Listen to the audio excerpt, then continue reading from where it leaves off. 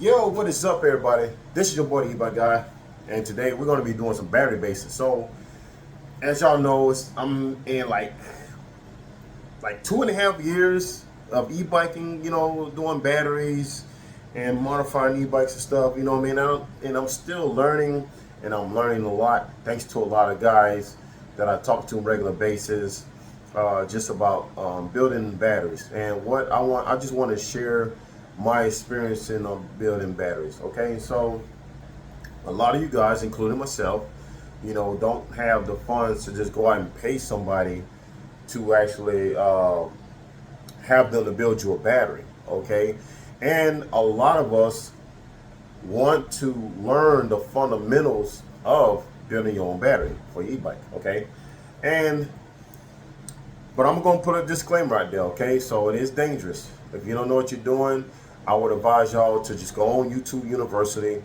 check out my channel, check out other guys' channels in building batteries, learn the configuration of the parallel to series connections, positive and negative, and you know what I'm saying, just the basics, not deep inside the cathode and lathrode and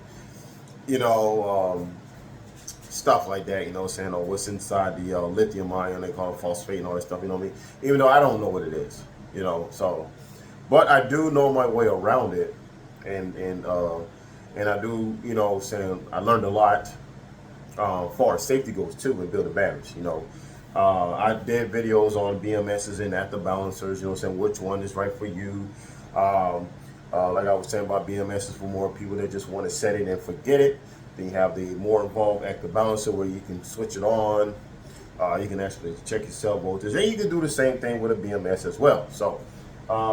I do have one that's around here somewhere. I use two kinds, saying, because, when I was going into, doing, business stuff, building batteries for people, these are some great BMSs. Then you have the daily BMS too, but I usually prefer these when I'm building batteries for customers. And these like low voltage batteries. These are like, even 72 volts, saying you have your typical ANT BMS and you have a JK BMS. These are the BMSs I actually use when I'm actually building batteries for customers, up to about 300 amps.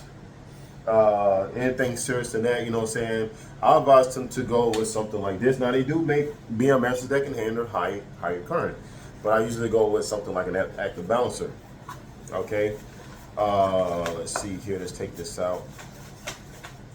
And these active balancers go from, I think from 1S, 2S, I think to 24S, anything higher than that, like a 96 volt system, you won't be able to use the active balancer, but you will be able to use a BMS, or entirely you can just use the BMS on the charge side and leave the discharge wide open for those high performance guys. So, anyway, so the fundamentals about batteries. So and BMSs, even the active balance, they're pretty more involved with putting those together, especially when you're dealing with these spaghetti wires. Okay, so when dealing with these spaghetti wires right here, they're not color coded like the active balancer is, but you can actually read them out from the numbers, because some of these BMSs does have numbers where the series and parallel, or when you hook them up in series, each cell group, you can hook those up by the numbers indicated on the BMS.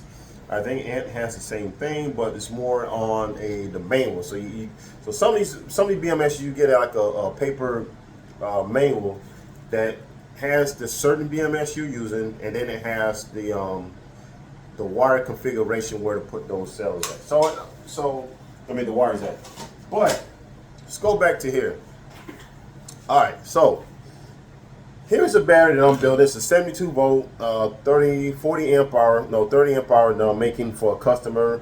I have 3 of these to make, and this is the most simplified battery to make. Now, as you can see right here, that this has no cell holders, and it's a debate using cell holders and not using cell holders. So I know there's going to be a lot of guys that think that Albert Einstein is going to come here and say, oh, well, cell holders, it doesn't take that heat and all that stuff, bull crap. So what I'm saying is that I believe my personal opinion, okay, this is just my personal opinion alone, is I believe it's a personal preference. Would you rather have cell holders? Would you don't have cell holders? As you can see, I did many tests on my 90 amp hour battery, my 70 amp hour battery, 63 amp hour battery, 54 amp hour battery I made, and all those held up without even using cell holders. Okay, now maybe cell holders be beneficial when upon dropping the battery, like you accidentally drop a battery, but nobody should be dropping the battery in the first begin with. Okay, no matter if you're using cell holders or not. But a lot of people don't like gluing their cells together, you know what I'm saying? Because they say cells, the glue will melt and cause the cells to come apart, and that's a whole entire story within itself. You know what I'm saying? You got, if your cell holder, your glue is melting, you got bigger problems than that. But that is not what I came here to elaborate on, okay? What I'm saying is, to build a battery, if you're looking to first time into building your battery, you want to do research. Just go ahead, go on YouTube University, do your research, and you know, say learn how all this, you know, saying go together as far as, you know, circuitry goes. Okay. Now, I would say start off small. Okay, practice too. So you start off small, and you want to practice. So get some cells that's not even working. That you know what I mean, that has been used up, don't have a charge to them. I would like to just, you know, use those type of cells and practice, okay? Practice those series and parallel connections, you know,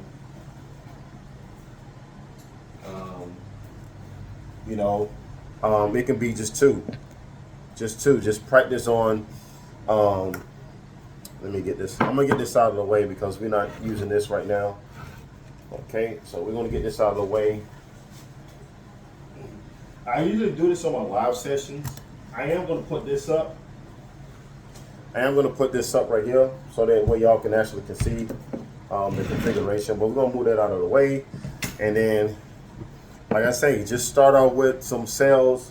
Get you a nice welder. You don't have to be nothing powerful like this, but get you something that's gonna actually weld and have a good contact. You know. And you just start try to weld those cells together. You know what I'm saying? Or like this, for instance, you can weld here and here. Okay, so you can weld these two together, leave these two open. Okay, because that's going.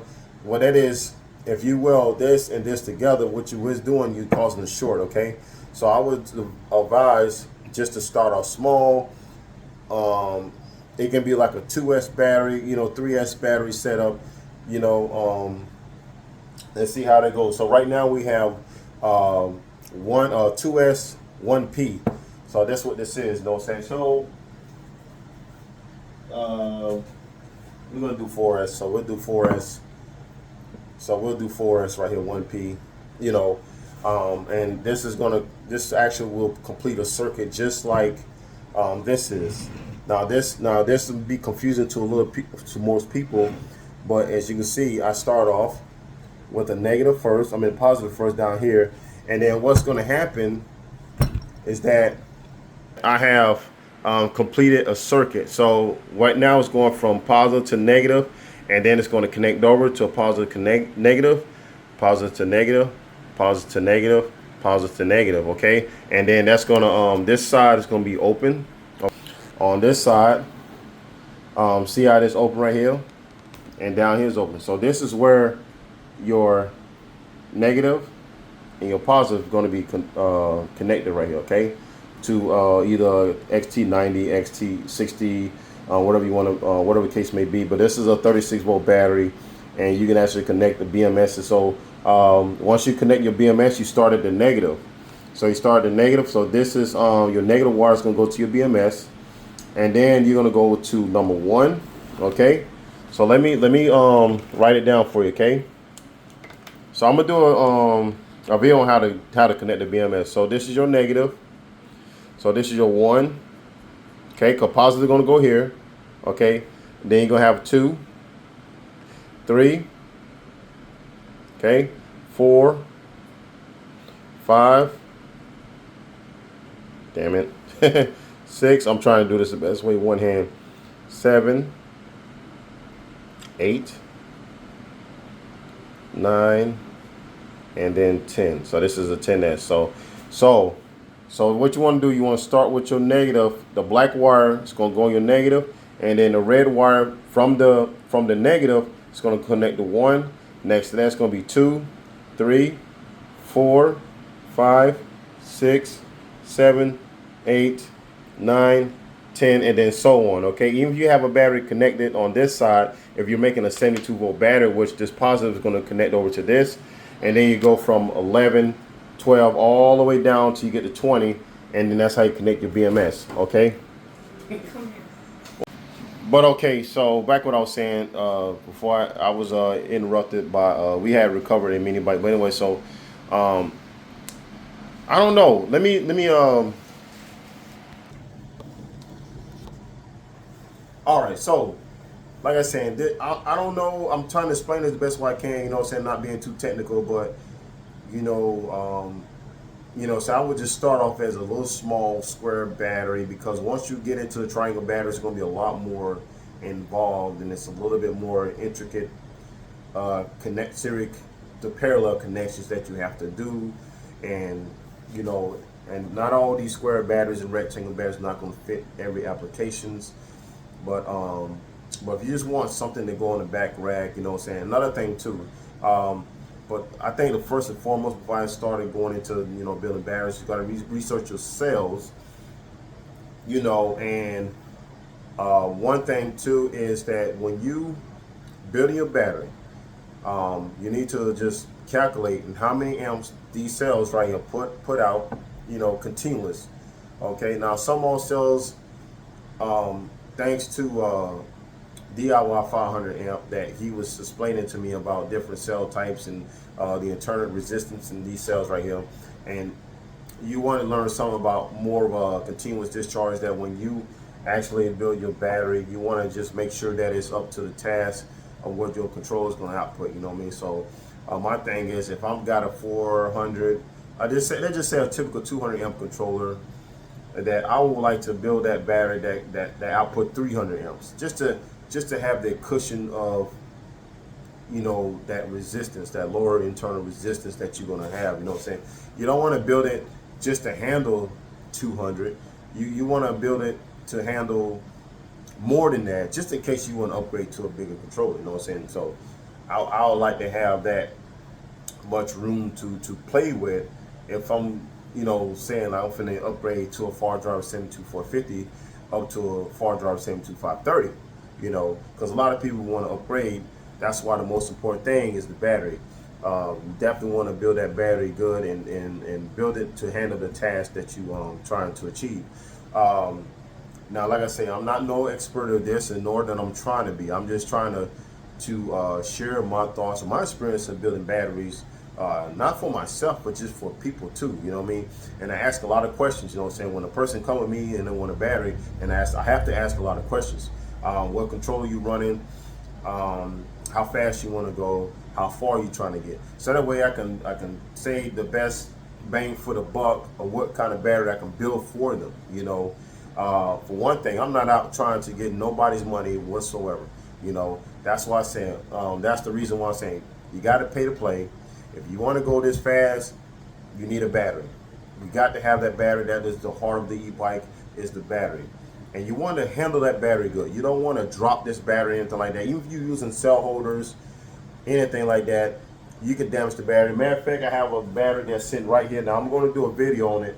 It's been dropped, and it's been damaged, even though it was padded and all kind of stuff. It was dropped from a certain amount of height. And we're going to disassemble that battery, and we're going to repair that battery, okay? So I'm going to show you how to do that too. I don't know if I'm going to do it for members only or just for the public, but we're going to repair this battery, and I'm going to show you how to do that, okay? Repairing the battery is a little bit harder than it is to build one, because of the fact that, you know, you got BMS wires, you got afterbalance wires. You have to really cut it, not to cut or nick the balance wires or the you know, or the BMS wires or the balance wires, all this, you know, saying all the thing. But make sure you you know, saying, like, just do it carefully when you disassemble the battery. And it's not really recommended to disassemble, you know, saying I advise just to dispose of it properly and just get a new one. But like I said, a lot of people don't want to do that. They rather just repair it and get the most life out of that battery as you can. But what I'm saying is too about, doing your own research. That is the most important thing. And another thing, guys, don't let no wizard, or not wizard, but don't let nobody that think they know it all tell you something different. You know what I'm saying? Because first thing, they want to put you down. And they when they say, oh, well, if you don't know how to configure a battery, you shouldn't be building a battery in the first place. No, that's not how you relate to anybody. If you don't know how to configure a battery, what you need to do is go back, slow down, go research. Just do your research. Take a deep breath, take a step back, figure out what you did was wrong, or go on YouTube and learn from different channels on how battery configuration works. You know what I'm saying? Don't say, oh, well, you don't got no business building a battery. Oh, it's just dangerous. That's a fire hazard. No, I'm saying that discourages people. And I know a lot of people is afraid to do that. That's why they have battery makers out there building batteries. You know what I'm saying? But if you want to learn how to do it, take your time.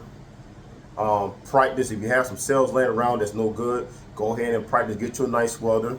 Don't cheap out on a cheap welder. You know what I mean? You want a good welder, because the last thing you need is these nickels strips to pop on you. Okay, that's gonna be a bad day for you. What's gonna happen, especially if you're miles away from home and you're getting a connection and it's disconnecting, and it's going back and forth, and your bike is running like crap, and you got a busted nickel or copper strip, on one of the cells. That's gonna kind of ruin that whole parallel group. Okay, because now these cells, if this is disconnected, one of these disconnect, that's what is going to happen, is these cells is going to work harder, because now there's less capacity than this other parallel group. Okay, and it's going to cause this whole parallel group to shut down on you. You definitely don't want to do that. So nobody's perfect. You want to do it right the first time. If you try to do it right the first time, so that way you don't have to go back in this battery, and it's going to last you a long time. Okay, like I say, start off small, 40, 50 amps. You know what I'm saying? When you get used to it, then you go higher and higher in voltage, higher in current. You build 200, 300 amp batteries, 450 amp batteries, for yourself. And then you'll have more of a high performance e-bike. Okay. Like I say, get a good welder. You don't need to go out and buy a expensive behind welder like the Glitter 811H. Glitter has decent budget welders like the 801A or something like that. You can weld. Vevra has a good welder. Depending on what you're trying to do. Now, high performance builds, you might need something a little powerful. But if you want an e-bike, you got a 1500 watt e-bike with a nice 35 amp controller, 45, maybe even an 80 amp controller. Then you can go with an 811H. I mean, not that one, but 801A. With a decent amount of nickel, pure nickel, or nickel plated steel and some copper, and you can fuse those together. Maybe you have to crank it up to about maybe 65, 75 T on those welders, because it's a little bit less powerful than the ones that I have. Even the Glitter 811 8, I think. I meant to say. But yeah, so that is my advice to people that just want to learn how to build their own battery, because like I say, the economy is not changing. The economy is getting worse. Cost of living is going up. As you can see on 18650 Battery Store, the P45B is actually cheaper now. It was $70 and some change. Now they're like $4.99. They're about $5. Okay, so if I was y'all, go ahead and grab those cells. Myself, I'm going to be scrapping my P45 build on my 84 volt battery. I'm going to scrap that, and I'm going to disassemble that.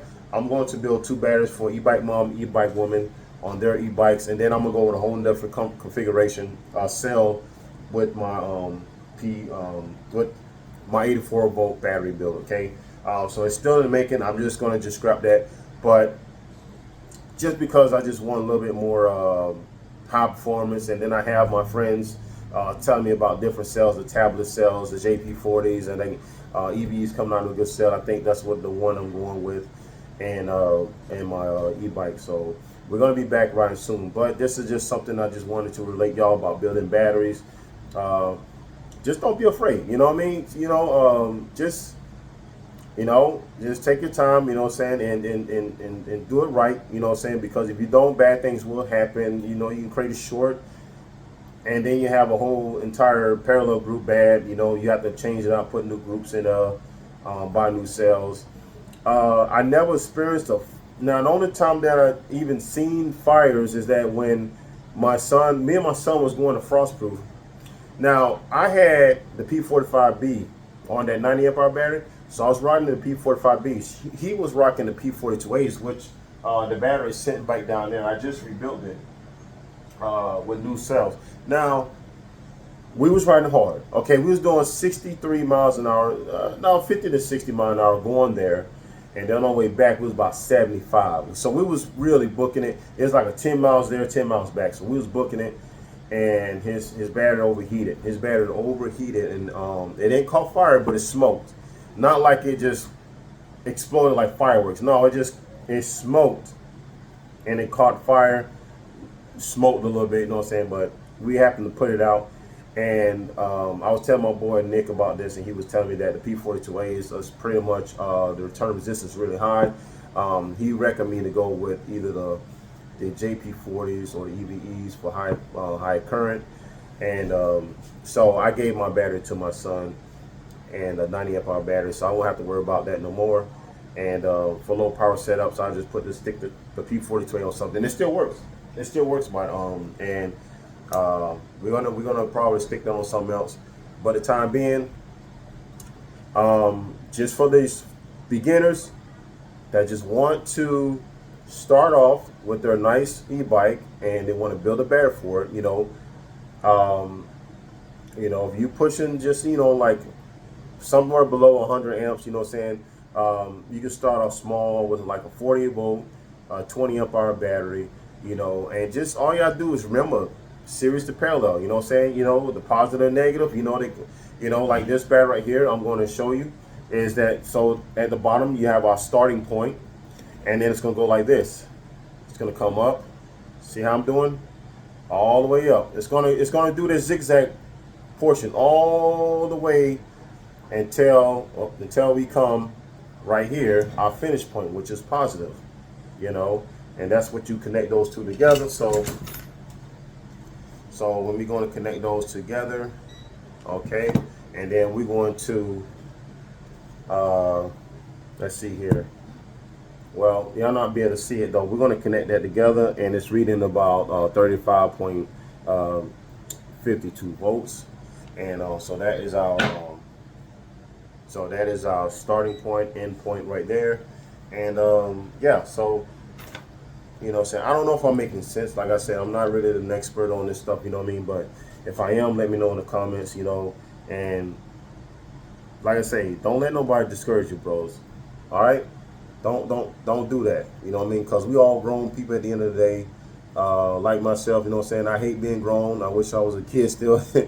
But when you want to do something, I know there's a lot of guys on YouTube that think they know everything, like from Harvard or something like that. No, bro, no. Just do your thing. Do your thing. Do it right. Take your time. Build your battery. You're gonna gain knowledge. You're gonna gain knowledge when you do it first time. You do it right. You're gonna gain some knowledge, and that's what's gonna make your confidence. You're gonna build up confidence. Say, okay, I can build 2 or 3 of these for me and my wife and my son or whatever. You know what I mean? And And you know what I'm saying, just and have fun. You know what I'm saying? You're gonna have fun doing it. You're gonna gain knowledge doing it, and you're gonna see, oh, that's how it works. So that's gonna click in your head. You know what I mean? So I don't want to be talking heads off and everything, but I want to just show or relate to y'all. I usually do this on live when I'm actually building this battery, and I have to finish the other side of this battery so I can wrap it up. Now this other battery's not done yet, so I gotta order some cushion. So it's gonna come out looking like this. Okay, now right now this is not done yet, so I have to put some foam on this. Okay, put some foam on this and everything, and then and some cushion. So just cushion, and then do some battery wrap on this thing, and it's gonna be done. But this battery will look like this. Now this is a perfectly square battery. It's heavy. Okay, still need to do some tape around here, so I got to finish that up a little bit. But other than that, this battery is ready to be charged up, and it's ready to be bolted on the e-bike for right now. But yeah, okay guys, so that is my tips or my advice to y'all guys that want to do the full extent of e-biking, DIY e-biking. Okay guys, you know, and there's a lot of guys that was with me that started building batteries, and that was you know what I'm saying, with me from the beginning of starting batteries, and they're building their own batteries.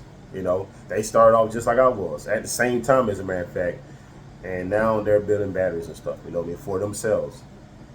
And yeah, man, so I just wanted to share y'all that right there. I will have some more videos. I got some more review videos coming out, you know what I mean, but I definitely wanted to share my experience on building batteries. Do you need cell holders? Not really. I mean, like I say, that's like, to me, that's personal preference. You know what I mean? In my experience, and this is my experience, if your battery's overheating, with or without cell holders, it's gonna heat up. You know, and bad things gonna happen. You know, the reason why I don't do them, I don't have nothing against cell holders, but I will use them. You know what I'm saying? If somebody prefer to use them, yeah. But to get the most capacity in a small frame, man, you can't beat it. You can't beat, and you can't do it with cell holders. You know what I'm saying? It's gonna be big and bulky. But if you do this, it's gonna be really compact. You do it with the right cells, you're not gonna have this battery running hot, anything like that. Okay? This battery's gonna run cool as an ice cube. Okay? Take it from me. You know what I'm saying? Like I say, from my experience, if you build it right, like I say, make sure you get the right cells and do your research on these cells. They got data sheets for every cell that you, hopefully for every cell that you get, and just don't run too much current on a battery that's not designed. You know what I'm saying? It's not designed to handle the current. Just push it down. You get a programmer controller, turn it down. But I mean, if you get a battery that you know nothing about, then that's a different story. But if you building your battery, you know what the cells is. You do your mathematication, and you know, times it by 10, so you got 35 amps, and do it by 10. That's 350 amps. So you got 350 amp continuous. Now the Samsung 30T are by far less resistance than a freaking P42A. That's crazy. You can get I will get a far driver 72 450 controller to run that 300 amp battery. That way you know it's running cool, and you got to worry about no overheating. Even in the hot summer days, you ain't got to worry about that. You know what I'm saying? And you know, but that's all I wanted to say. Also, too, you know, when you're building it, you wanna handle it carefully, and you wanna make sure that that is pretty much protected from all elements. You know what I'm saying? I would like to use some foam padding. You can wrap this really tight. I do use Gorilla Tape, and I use Kapton tape. This Gorilla Tape, some people say, oh, it's gonna, sorry, oh, it's gonna break over time. You go on Mythbusters, They use duct tape to lift a car, okay?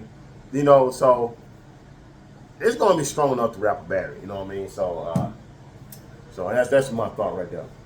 Like I say, fish paper. So definitely use some fish paper.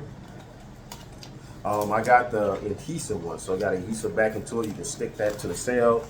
This is pretty much fire resistance, and you can pretty much you can wrap this battery with fish paper. So you got fish paper, you got your foam, you got your Kapton tape. You can use some Gorilla Tape. I do have some Kapton tape. I just put it up somewhere. But anyways, oh, hold on. Ah, here we go. Yeah. So you got some Kapton tape. You know, get the proper tools. You know what I'm saying? Get the proper tools. Get some of these shears right here, these little shears for cutting wires. I use this for cutting your nickel strips. So I have some copper and nickel, copper and some nickel. I have these pre-cut already.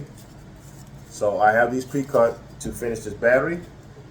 So if you actually want, just holler at me.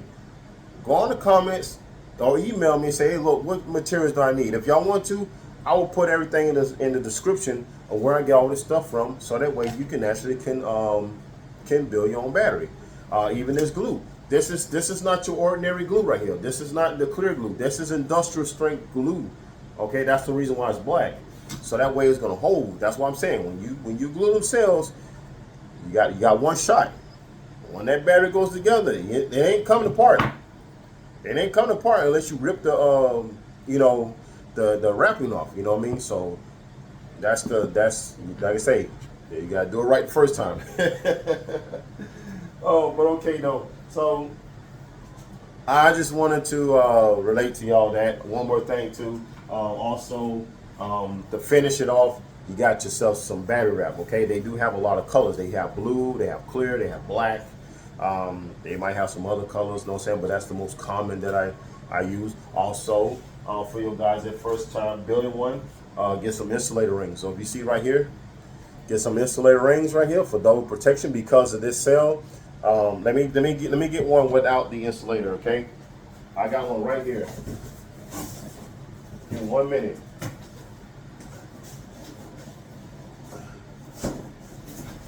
Hold on, guys. Okay, so let's take this battery from right here. So this battery doesn't have it does have a protection ring inside the wrap, but you want to double this with an insulator ring, okay? So then make sure that this doesn't contact, because this is only positive. Your only positive is right here, okay? That's it. The rest of this can, from here, all right here is negative, okay? So if you happen to build a battery and you miss that spot and you weld on the outside of that, you might create a short, you know what I'm saying? And not internal like a short, like it's just crazy short, but you might be riding your bike and that thing might be short, unshort, you know what I mean? So it might be, shorting out so you a little bit, but that's going to cause the cell to damage yourself, okay? So the cell will damage, you know what I'm saying, if you have, any contact between this positive and negative is on the outside of this, okay? That's why I recommend just go ahead and get some insulator rings. A lot of people want to insulate this whole thing, which is okay, but you don't have to worry about it. Long as your battery is wrapped and it's not ripped anything like that, you good to go. Okay, so that's all I want to show y'all. So so that's what I wanted to just discuss y'all about. I know I said I was going to do golf right now, but I definitely wanted to get that out there, you know what I mean? And I'm going to upload this video tonight, you know what I mean? So just heed my word. Just take my advice, you know what I'm saying? Take some of it. You don't have to take all of it. Just take some of it and start off small, you know what I'm saying? Start off a little square. Do that first. And then when you get really, really good at it, then you can start building triangles and stuff like that, you know what I mean? So anyway, so that is today's little advice on the video about battery building 101 with your boy E-bike guy. I guess who was in class, was in session, you know what I mean? But anyways, so I'm gonna start building this battery and finish this battery up, and I got some more stuff to do. But anyway, so this is the E-bike guy, and I'll see you on the next one. Peace.